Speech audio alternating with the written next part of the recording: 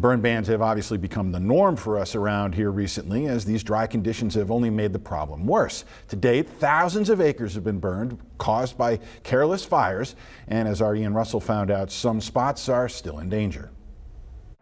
If you like the rain that we got this weekend, I've got some good and bad news for you. The good news is it helped with the drought that we're in. The bad news, it didn't do near enough to get us out of it. So now we have the most acres burned in the state since 2012. Robert Murphy wears a lot of hats at the Arkansas Department of Agriculture, Where I manage all the fire programs for the state. Most important of all right now is his work with wildfires. Top of the priority list for us right now. Especially with the weather we've had recently. It's been dry, but some of us saw some rain Saturday night.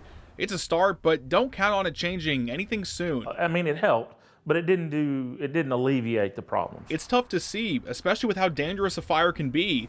Murphy says just over 27,000 acres have been burned so far this year, and if you were hoping this week's colder weather would help, if it gets cold enough to kill the grass, then that grass just dries out and it's dead and dormant then for the rest of the season. Think again. Murphy isn't the only one, though, who's been looking for relief recently. I don't recall in the last 8 years us having this severe of a dry spell. Pulaski County Judge Barry Hyde is the one responsible for issuing those bans. He says we're still in a ban and will most likely be in one for a while, but you can help the risk go down. And the classic question is, as we were joking earlier, is always, can I still grill? And I usually answer him, well, if you're any good at it, it's okay, keep going. If you're not, then stop. While there may be steps you can take to prevent fires, there's not much officials can do to help.